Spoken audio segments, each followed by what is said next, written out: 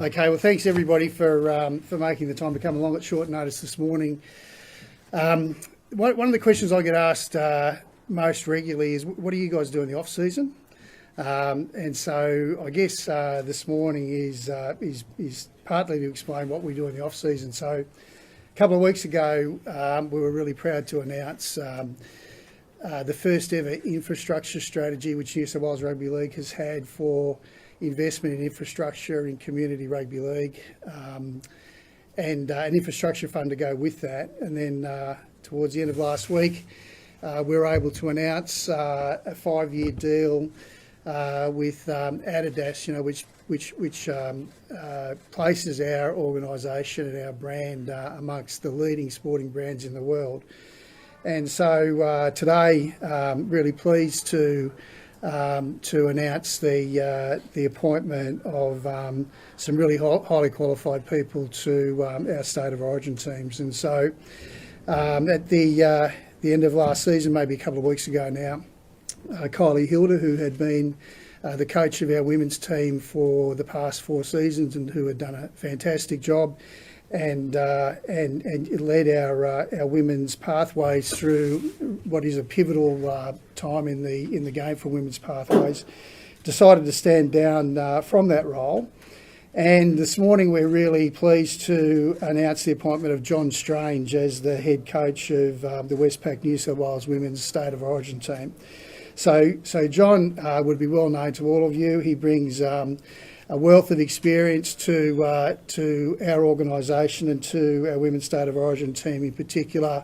Lengthy coaching experience, but in particular multiple NRLW premiership winning coach with the Sydney Roosters, and a man who is an absolute leader in his field, and we're thrilled to have him join our organisation. So I want to introduce you to John, and I'll just get John to say a few quick words.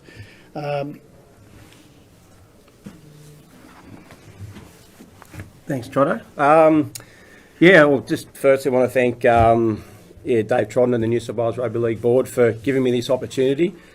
It's something that, in the women's game, obviously we all know it's developing and moving forward in leaps and bounds, and in particular the State of Origin, from 2018 when there was a one-game series, I guess it was called then, but one game out at North Sydney Oval where there was nearly 7,000 spectators, to 2024 where the first 3-game series and each game had around 25,000 fans there. So really excited, and can't wait to get started. Thanks, John. So when we get to the end of the next series of announcements, John will be available for questions, both general questions in here and a one-on-one interview later on. So moving now to our men's State of Origin team, we're thrilled to announce the appointment of Laurie Daley as the head coach of the Westpac New South Wales Blues for the next 2 seasons. So Laurie, as with John, needs little introduction. Rugby league legend, former Blues coach and captain, member of the Star New South Wales Rugby League Hall of Fame, wealth of experience in rugby league, but more than that, an absolutely deep passion for our organisation and our State of Origin team. And as you're also aware, Loz led our State of Origin team from 2013 to 2017 through what was a really challenging period with that great Queensland team, and he was instrumental in securing a really famous series victory in 2014 when we broke the Queensland's team's 8-year winning streak. So really excited to have a person of Laurie's experience, both as a player and a coach, and his commitment to our organisation coming back on board. I want to acknowledge in announcing that appointment the great work that Michael Maguire did last year in winning the 2024 series. And one of the great legacies that Madge leaves from his series last year was the support staff that he put together and the structure that he put together. And so we're really pleased that we're able to announce this morning the retention of the vast majority of that support staff. So Frank Panisi, who is the absolute best at what he does as the football manager at the Storm, will stay on as team performance manager.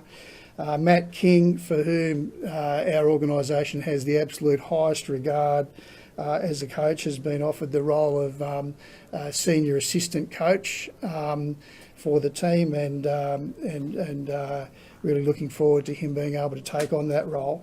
Brett White has accepted a role to continue as assistant coach. And Gilbert Anoka, who many of you maybe don't know as well, but played a pivotal role last year as our leadership coach. Gilbert had many, many years with the All Blacks, working with their culture and leadership, and he played an enormous role in our success last year, and it's wonderful to have him back as part of the team again. So to round off that staff, also really excited to announce the creation of a new role, which is a role of advisor to that off-field staff, and particularly pleased to let you know that Craig Bellamy has accepted that role.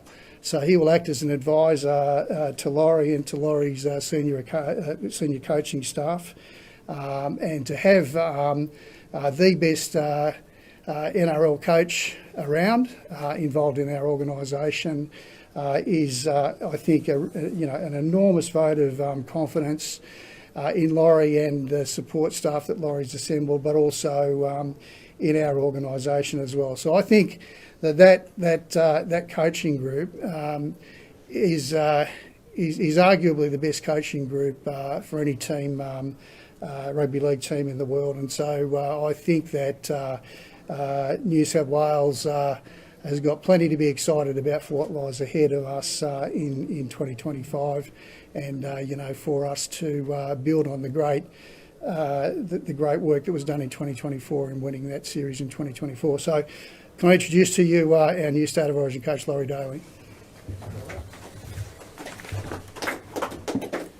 Thanks, Mike. Well, thank you.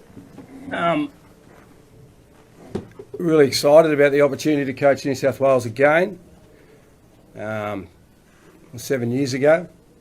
Burning passion for the state, and to be asked to do the job, I feel very honoured.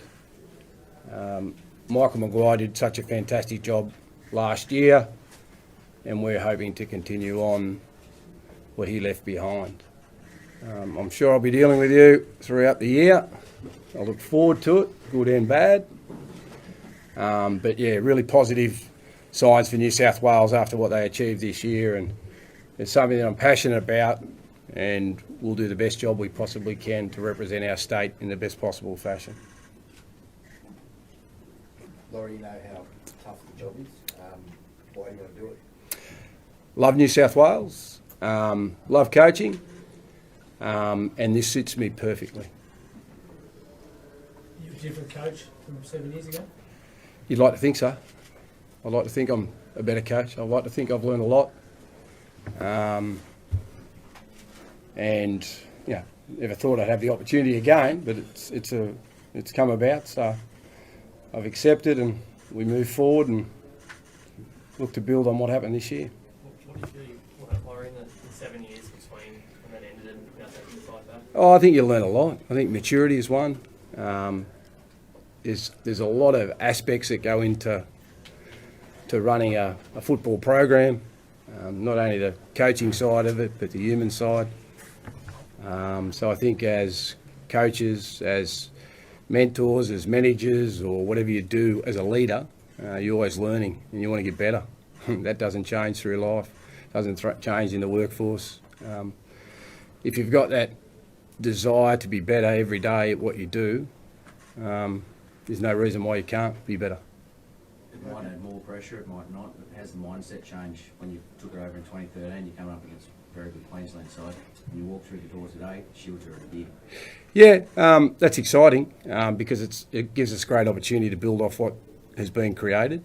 But there's still a long way to go to win Origin series. You know that Queensland will be ready to go next year. I don't think I've ever seen a weak Queensland team.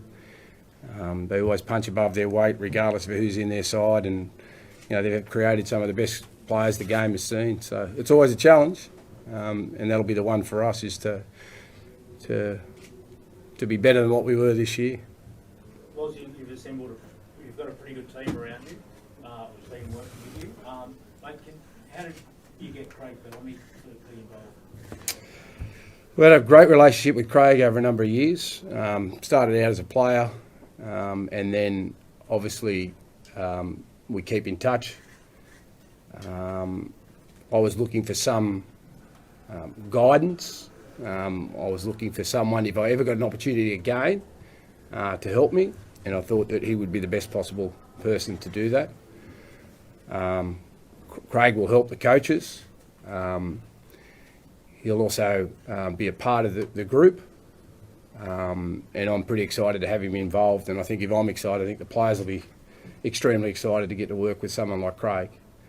You don't have to talk about what he's achieved in the game. And again, he's passionate about New South Wales, wants to be a part of it, which is exciting for us. And no doubt with him being there with us, we can all learn a lot. He's also coached New South Wales previously, so he brings that. Yeah, Those lessons. yeah, exactly right. I think both of us, have that passion and desire to be successful. And knowing Craig the way I do, the way he operates, the way he goes about building structures in a footy team, the way he interacts with coaches, the way he interacts with players, I think that's a bonus for us. Did he take much convincing, Loz? Because he's spoken about slowing down a little bit. It's obviously an extra role. Did he take much convincing? Well, the first phone call I had with him was, leave it with me. And then I rang him about a week later, and then he rang me back and he said, I'm interested. And then we discussed what type of role it would be if I was to be appointed. And then it was a matter of him getting his head around that and seeing what he can contribute and what he can't, and then working out a clear path that we both understand what our roles are. And once we decided on that, then we're all ready to go, and he'll be a great asset to us. Previous advisory roles have involved selection. Is that part of Craig's remit? Yep, it will be.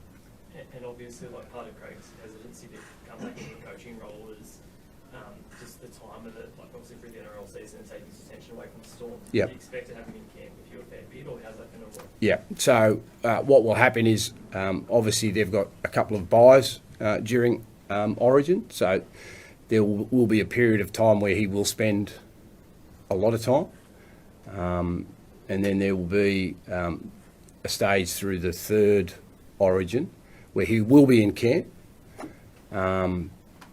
Certainly be there game night, sitting in the box, and I'll be with Craig throughout the year, certain games, just sitting in the box and learning and seeing how he goes about processing things in games, so we just don't turn up on the night expecting that connection to be there. So I'll work closely with him throughout the year. We'll certainly run things past him. He's a great mentor. He's someone that's got a huge amount of experience in the game, and he's someone that, as I said before, we can all learn a lot from. So you'll sit in Melbourne's box and for games, that's what you're saying, yeah? So was that part of the pitch for the job? You were doing this before you'd been appointed? No, it wasn't part of the pitch, but obviously once I got down into the nitty-gritty, I discussed it and flagged it with the New South Wales Rugby League. Loz, it's been since 2017 that you coached Origin and you haven't coached NRL, but there's been a hell of a lot of changes in the game. Yeah. That 6 game 20 odd. Do you have to get up to speed, or how do you handle No, I don't think I have to get up to speed. I think with my role in what I do, the thing about rugby league people is you never lose the love or the passion for the game, and you watch it a lot. And with the position that I have in radio, people are always asking you about that, and you're going to give an opinion on what you see is happening, whether it's trends, whether it's what's happening with different teams. And I think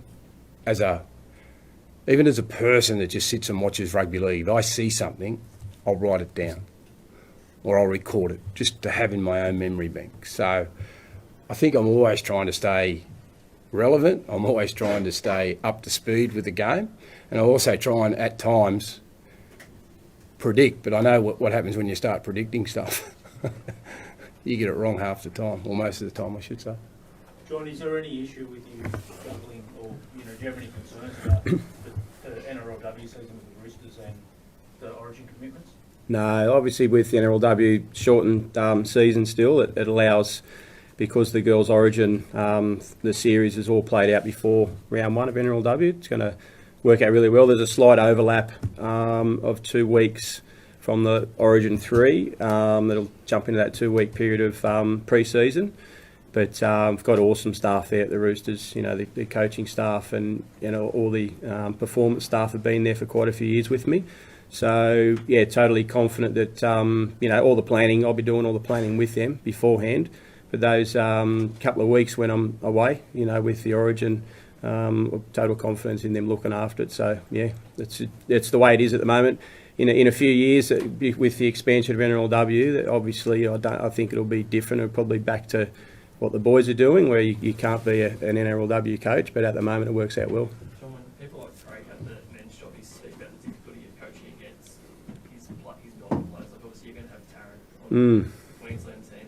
How are you going to find that difficult? Probably difficult in a way, if I'm being perfectly honest. Really close with Taryn in relation to, we talk a lot. She's a real footy nerd, and we sit down and do video and sort of pull teams apart. So that's going to be a challenge. I've coached against my daughter when she was at the Knights, and that was a bit of a challenge as well, if I'm being perfectly honest. So look, it is what it is. We've only got one player in that squad at the moment, and fingers crossed she's injured. So yeah. John, the girls have spoken about the timing of the series and coming into it without any NRLW games ahead of it. As a coach, how are you going to navigate that and make sure that they're hitting game 1? Yeah, well, both governing bodies have been working on that at the moment about putting a training block in for both Queensland and New South Wales. So, last year, or this year, the 24 series was very similar, where there was no Harvey Norman competition for the girls to play in and then go into Origin and then NRLW. So, Kylie Hilder and then the New South Wales Rugby League put together a training block for those girls. So Queensland had the BMD competition to still play in, so most of their players were still playing. So, Kylie's block that she did here, I thought it prepared them really well. They trained really hard and had a couple of in-house trials against each other. It was a squad of around 30 players. So, and I thought that was good preparation from an outside looking in. So the fact that both states are going to be on an even keel, if it's 6-week block and we're doing the same thing, I don't see a problem at all with it. Laurie, I guess there'll be some hesitancy from fans given the time spent out of the game. What can you say to assure them, I guess, that you're ready to coach 2025? Yeah, I think everyone's got an opinion about State of Origin. That's what makes it so great. You can't change what people think. All you can do is go out there and prepare the team as best you possibly can, and I'm sure we'll be able to do that. But the fans, I'm sure, should be excited because of what they were able to achieve this year. Obviously every series is different, but in any job or any position that you want to open yourself up for, there's always going to be criticism. As a journalist, if you put it out there on Twitter, whether they like you or not, you're going to get 50% of people hating you or 50% of people liking you. You can't change that. But all you can do is do your best, and that's what I'll be doing.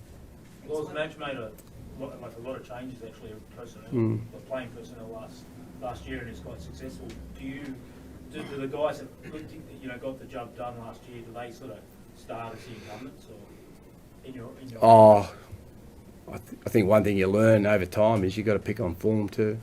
I think that's what they did really well this year. So while you've got guys that played really well this year, you want to make sure that they're playing well next year as well. Have you spoken to any of the incumbents? No, I haven't. No. Is there someone you're going to reach out to next week? Yeah, the plan is to contact, a lot of those players that are involved in the campaign last year. I don't really know them that well, so obviously you've got to start a relationship sooner rather than later.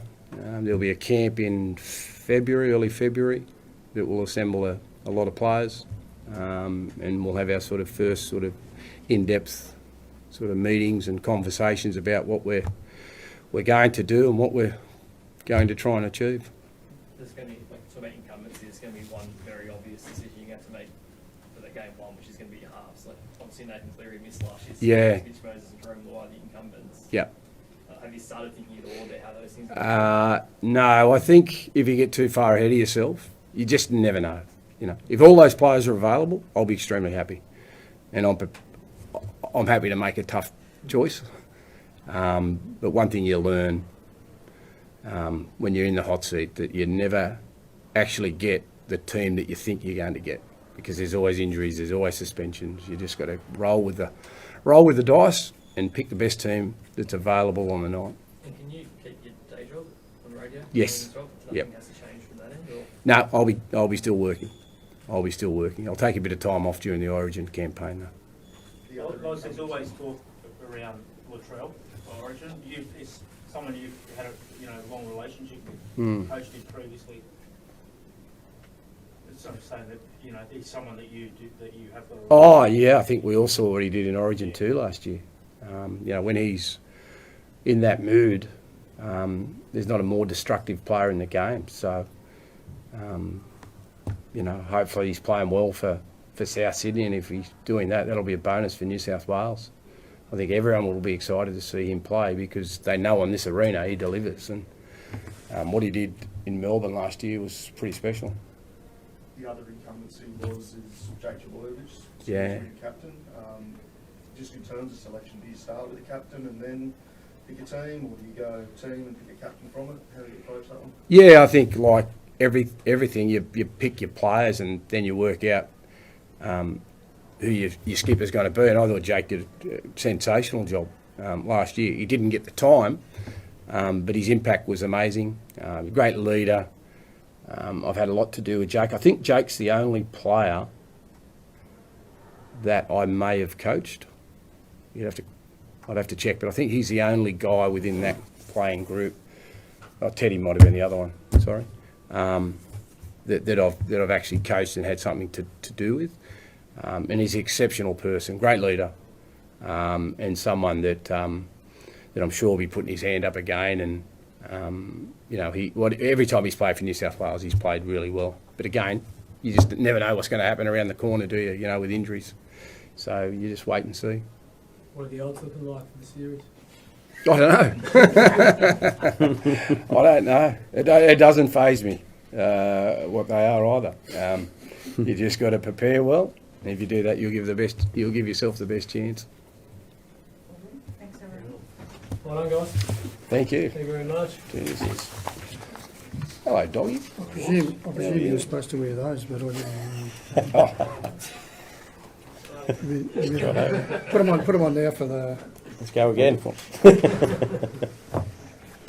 on there, mate. Let's get it on. Well done, mate. Same to you.